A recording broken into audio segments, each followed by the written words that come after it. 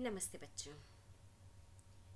आशा करती हूँ कि आप लोग बहुत अच्छे से पढ़ाई कर रहे होंगे, हमारे इन वीडियोस को सुन रहे होंगे और समझ रहे होंगे। बाल अध्ययन विधियों का भाग 7 आज हम पढ़ने वाले हैं। अब तक हम 3 प्रकार की अध्ययन विधियों के बारे में पढ़ चुके हैं। सबसे पहला क्रमबद्ध चरित्र लेखन विधि, दूसरी निरीक्षण विधि और तीसरी हमने पढ़ी थी प्रयोगात्मक विधि। आज हम पढ़ेंगे चौथी विधि, जिसका नाम है समकालीन एवं दीर्घकालीन अध्ययन प्रणालियाँ। और हम पहले पढ़ेंगे समकालीन अध्ययन प्रणाली के बारे में। बच्चों, ऐसे तो विकासात्मक समस्याओं के अध्ययन के लिए कई अध्ययन विधियों का प्रयोग किया जाता है, लेकिन बाल मनोविज्ञान की अगर हम विकासात्मक समस्याओं की बात करें, इनके अध्ययन के लिए किन्हीं भी अध्ययन विधियों का प्रयोग क्यों ना कर लिया जाए, परंतु इन सभी अध्ययन विधियों द्वारा अध्ययन करने में जनरली हम 2 प्रणालियों का उपयोग करते हैं। एक होती है समकालीन अध्ययन प्रणाली, एक होती है दीर्घकालीन प्रणाली। इन प्रणालियों की दोनों की अपनी अलग अलग विशेषताएं हैं और अलग अलग सीमाएं हैं, और इन दोनों का तुलनात्मक अध्ययन करते हुए कारमाइकेल ने भी कहा है कि the cross-sectional method gives the status of the child at one point in life.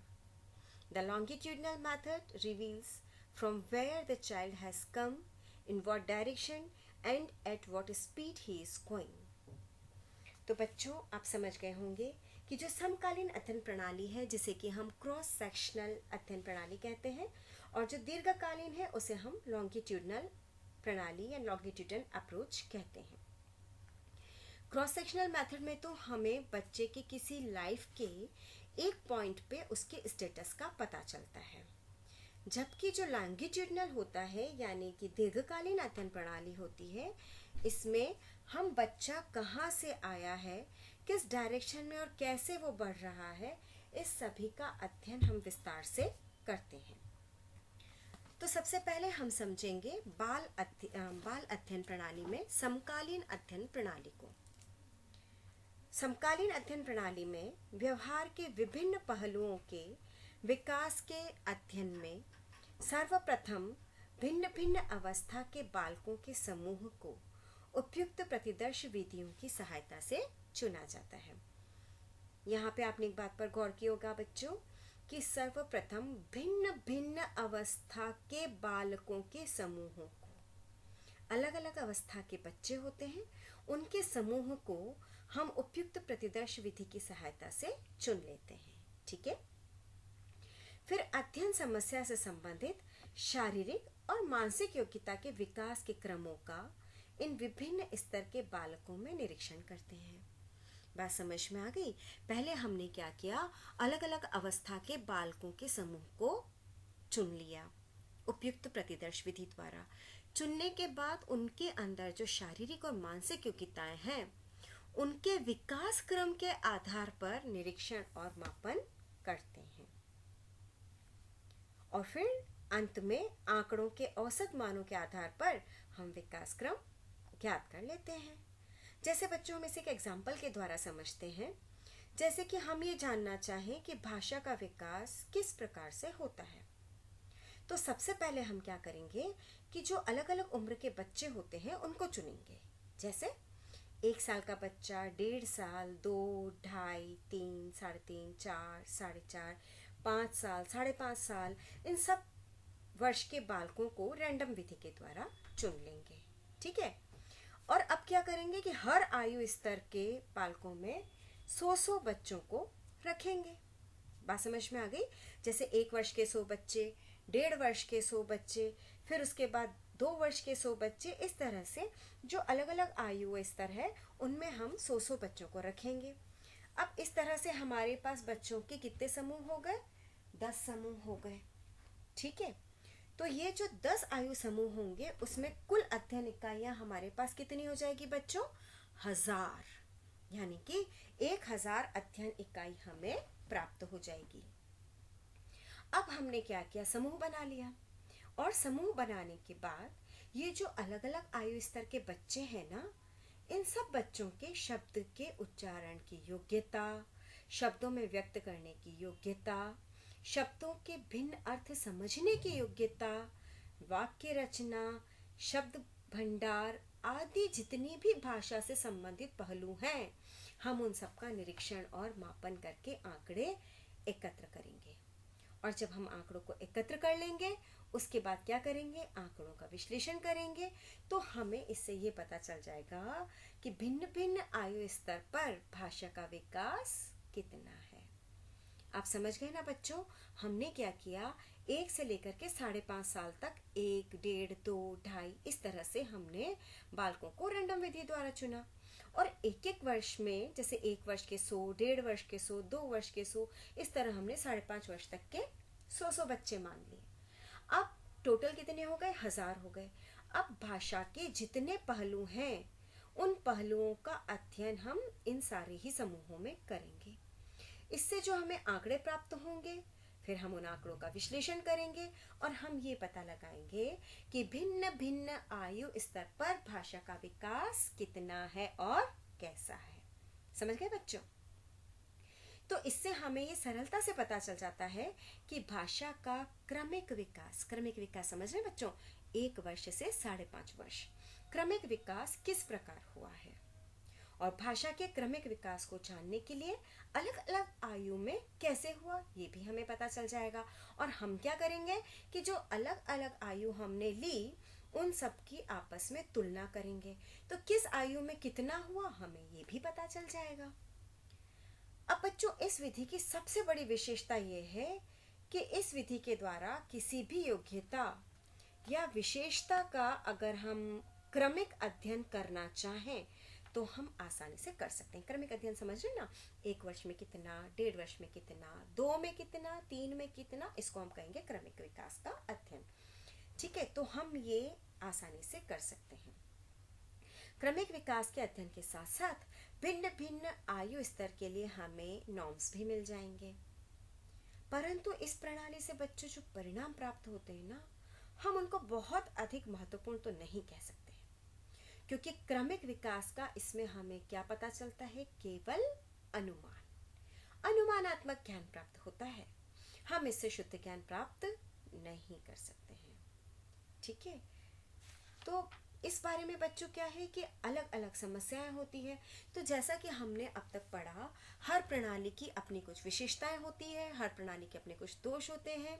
इसी तरह से हम समकालीन अध्ययन प्रणाली के उपयोगिता या विशेषताओं के बारे में पढ़ेंगे।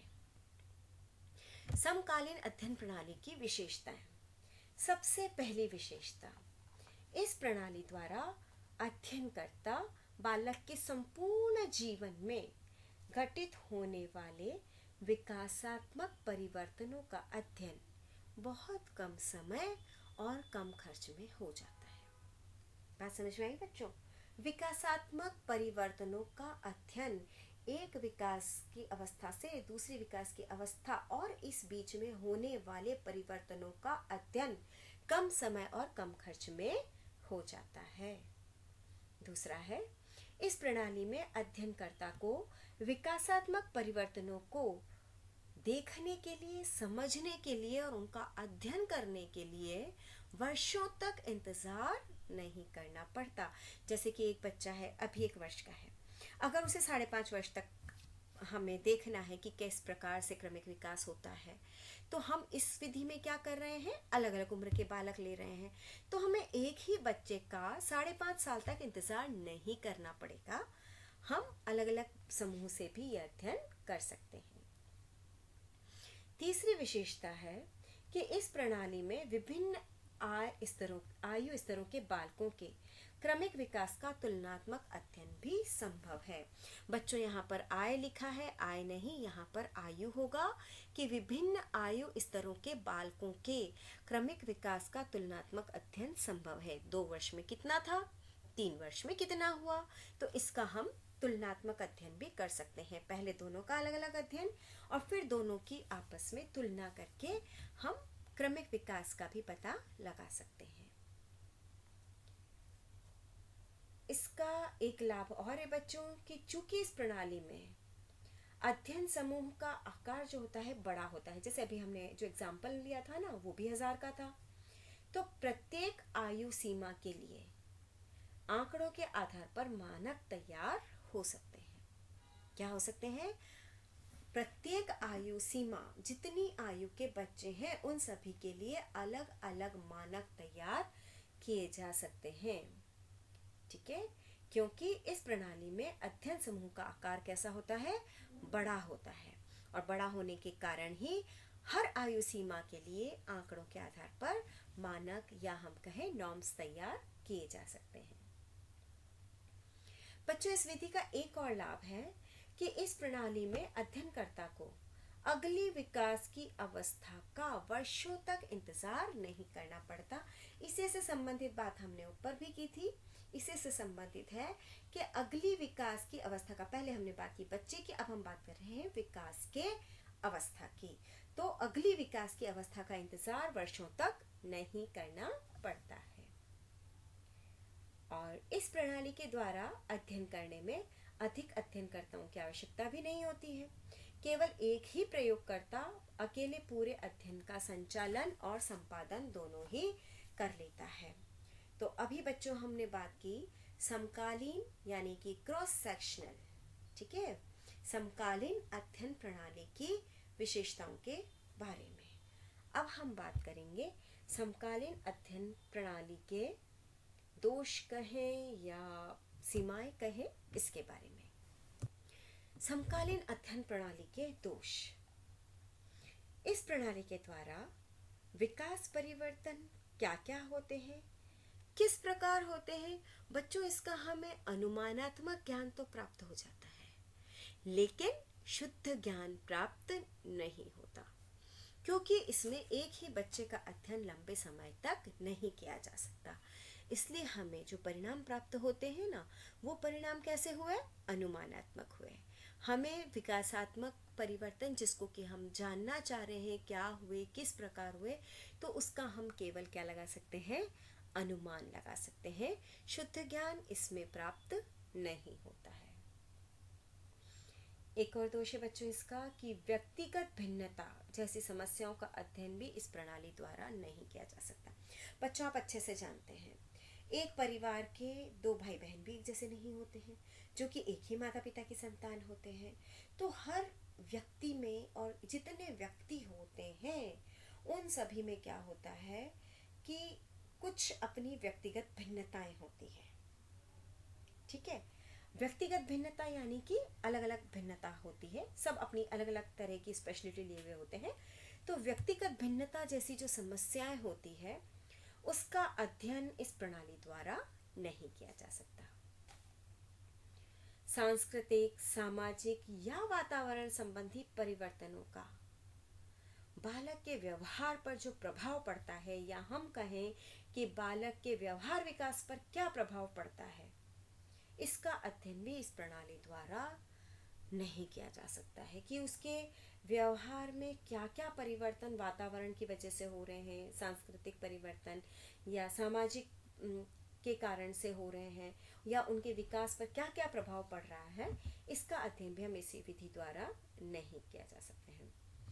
हरलोक ने कहा है कि उन्होंने 1974 में इस विधि की सीमा के बारे में जिक्र करते हुए लिखा है कि does not take into consideration variations within age group।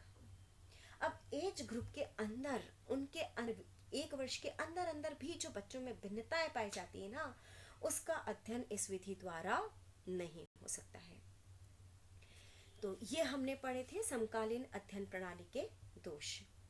तो बच्चों, प्रकार की प्रणालियों की आज हमने बात की, समकालीन अध्ययन प्रणाली, दीर्घकालीन अध्ययन प्रणाली, और आज हमने विस्तार से पढ़ा समकालीन अध्ययन प्रणाली के बारे में।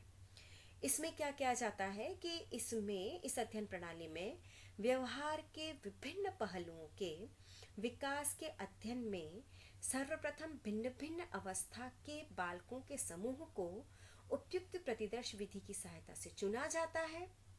फिर उनका निरीक्षण, मापन किया जाता है, आंकड़े लिए जाते हैं और निष्कर्ष निकाला जाता है।